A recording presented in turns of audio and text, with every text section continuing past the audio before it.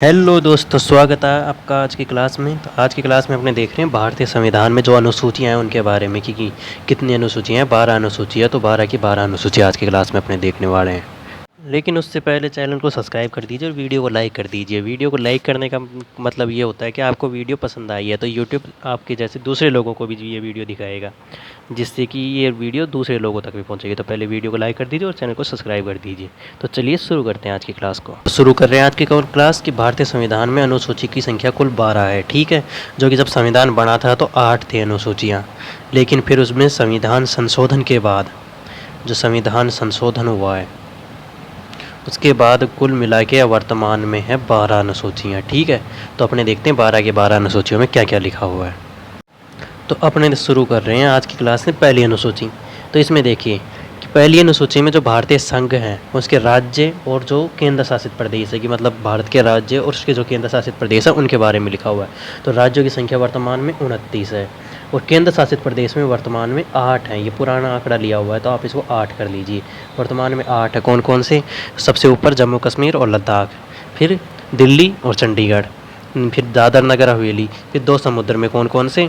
लक्षद्वीप और अंडमान निकोबार द्वीप समूह, और एक बच गया पांडिचेरी, ठीक है।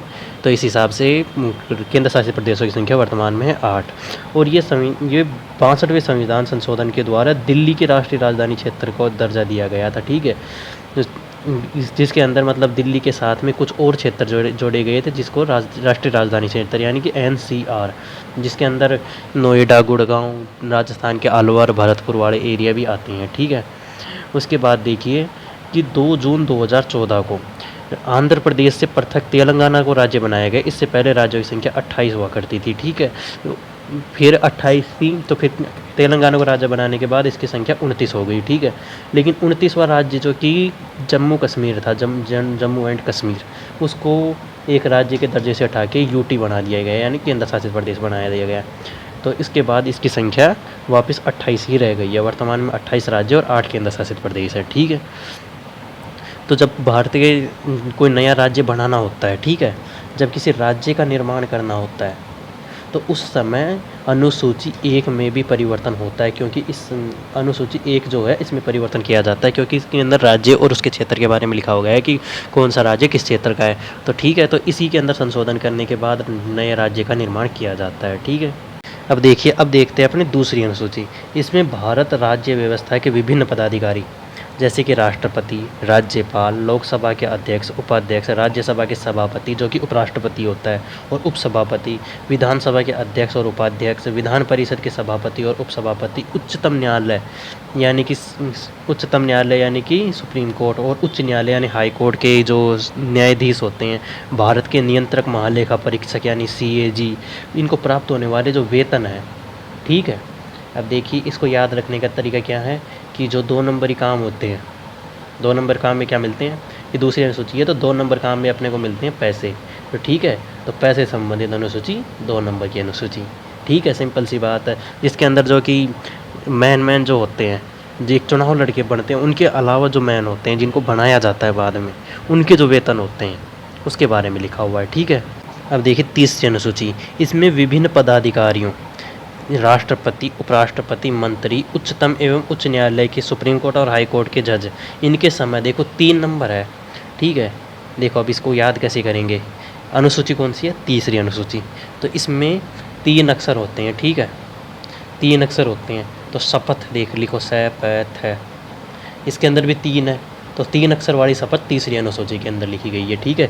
किस किस की? जो कि पदाधिकारी होते हैं, जो कि चुनाव लड़के नहीं बनते, उनको बनाया जाता है बाद में, जैसे राष्ट्रपति, उपराष्ट्रपति, कोई मंत्री बनने के लिए चुनाव लड़ना ज़रूरी है। किसी भी एक लोकसभा या राज्यसभा का सदस्य होना ज़रूरी है, लेकिन उसको बाद में बनाया जाता है, ठीक है। MLA, MP और ये जो भी होते हैं, ये चुनाव लड़के बनते हैं। इसके अलावा जो बनते हैं वो चुनाव बिना लड़े बनते हैं, उनको बाद में बनाया जाता है। तो इनकी जो शपथ है उसके बारे में अनुसूची 3 में लिखा गया है, ठीक है।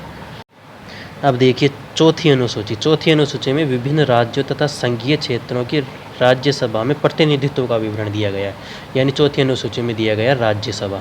अब राज्यसभा में कौन कौन जाते हैं? जो बड़े बुजुर्ग हो जाते हैं और जिनको चुनाव लड़ने की वो नहीं होती, मतलब जिसको पार्टी ऐसा नहीं समझती कि ये इनका टाइम ख़त्म हो चुका होता है, तो यानी बड़े बूढ़े जाते हैं। तो बड़े बूढ़ों का चौथा होता है, तो इसलिए चौथी अनुसूची में राज्यसभा। ठीक है। अब देखिए 5वीं अनुसूची जो है, इसमें अनुसूचित क्षेत्रों और अनुसूचित जनजाति के प्रशासन और नियंत्रण के बारे में उल्लेख है। ठीक है, कि जो एसटी होती है, एसटी के जो जन प्रशासन होगा और उनके नियंत्रण होगा ना, उसके बाद वो किस तरह से किया जाएगा, इसके बारे में अनुसूची 5 में लिखा गया है। ठीक है। अब देखिए छठी अनुसूची।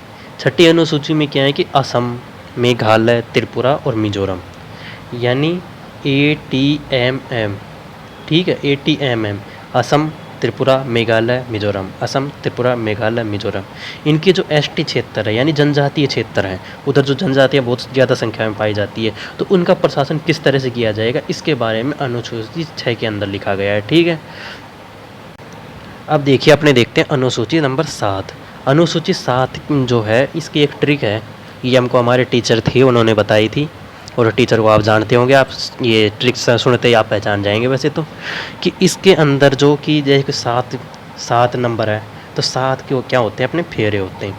7 फेरे पढ़ने के बाद क्या होता है, आपके पास एक वाइफ आएगी और आपको एक लिस्ट पकड़ा देगी। ठीक है, कि ये सामान लेके आओ। तो इसके अंदर जो सूचियाँ हैं जितनी भी, संघ सूची, राज्य सूची या समवर्ती सूची, उनके बारे में कि कौन सी सूची में कौन सा काम होगा। ठीक है। तो देखो संघ सूची के अंदर तो 97, पहले 97 विषय थे, वर्तमान में 98 विषय रखे गए हैं। ठीक है। और इसके ऊपर केंद्र सरकार कानून बनाती है, सिर्फ और सिर्फ केंद्र सरकार के द्वारा कानून बनाए जाते हैं, और इसके अंदर वर्तमान में 98 विषय रखे गए हैं। ठीक है। और फिर देखिए उसके बाद आती है राज्य सूची। राज्य सूची में ये राज्य सरकार के द्वारा कानून बनाते हैं। इसके अंतर्गत पहले 66 विषय रखे गए थे, लेकिन अभी इसके अंदर 62 विषय है, क्योंकि और 3-4 जो विषय हैं वो हटा दिए गए हैं। उसके बाद देखिए समवर्ती सूची। समवर्ती सूची पर राज्य सरकार भी कानून बना सकती है और केंद्र सरकार भी कानून बना सकती है। ठीक है। जैसे कि शिक्षा जो है, उसके ऊपर केंद्र सरकार भी कानून बना सकती है। केंद्र सरकार की स्कूलें होती हैं, जैसे कि KV, नवोदय विद्यालय, केंद्रीय विद्यालय वगैरह सब होते हैं, और राज्य सरकार की भी स्कूलें होती हैं, और दोनों के दोनों कानून बनाते हैं। ठीक है। और इसके अंदर अपने पहले 47 विषय थे और वर्तमान में 52 विषय रखे गए हैं। ठीक है। इसके अंदर 4 विषय जो कि एक्स्ट्रा जोड़ दिए गए हैं। ठीक है। देखिए अपने देख रहे हैं 8वीं अनुसूची। अब 8वीं अनुसूची में भाषाएं जो हैं उनके बारे में देखेंगे कि जो भाषाएं लिखी गई हैं संविधान में, कौन कौन सी भाषा होगी उसके बारे में बताया गया है। इसके अंदर 22 भाषाओं का उल्लेख किया गया है। ठीक है। शुरू में 22 भाषाएँ नहीं थी इसके अंदर, बाद में 22 भाषाएँ बाद में जोड़ी गई हैं। ठीक है। इसके अंदर जब संविधान बनाया गया था उस समय 14 भाषाएँ थीं, और फिर 1967 में सिंधी और 1992 में कोंकणी, मणिपुरी तथा नेपाली को जोड़कर इसके जोड़ दिया गया, और 2004 में मैथिली, संथाली, डोगरी और बोडी, इन भाषाओं को जोड़कर इसके अंदर वर्तमान में 22 भाषाएँ टोटल है। ठीक है। तो अनुसूची नंबर 8 में जो भाषाएँ हैं उनके बारे में उल्लेख किया गया है। ठीक है। अब देखिए 9वीं अनुसूची। 9वीं अनुसूची मतलब 8 अनुसूची तक तो थे संविधान, जो मूल संविधान था उसके अंदर 8 अनुसूचियाँ थी। ठीक है। लेकिन जो 9वीं अनुसूची है, ये बाद में 9वीं से 12वीं जो अनुसूची है, ये बाद में संविधान संशोधन के द्वारा जोड़ी गई है। ठीक है। तो अब देखिए 9वीं अनुसूची में क्या लिखा गया है। 9वीं अनुसूची की एक बहुत इंपॉर्टेंट कहानी है, जो कि बहुत इम्पोर्टेंट है, परीक्षाओं के महत्वपूर्ण से भी, कि जब देश आज़ाद हुआ तो सरकार ने कुछ नियम बनाए, जैसे कि संपत्ति कानून बनाए थे। ठीक है। जिसके अंदर कि जिसके पास ज़्यादा संपत्ति थी उससे लेकर, मतलब जिसके पास संपत्ति नहीं थी यानी भूमि नहीं थी, उनको दिया जाना था। ठीक है। तो ये कानून चल रहा था। तो एक केशवानंद भारती थे, केशवानंद भारती, ये अपनी संपत्ति के लिए सुप्रीम कोर्ट पहुंच गए और उन्होंने चुनौती दी थी कि मेरी संपत्ति को सरकार किस तरह से ले सकती है। ठीक है।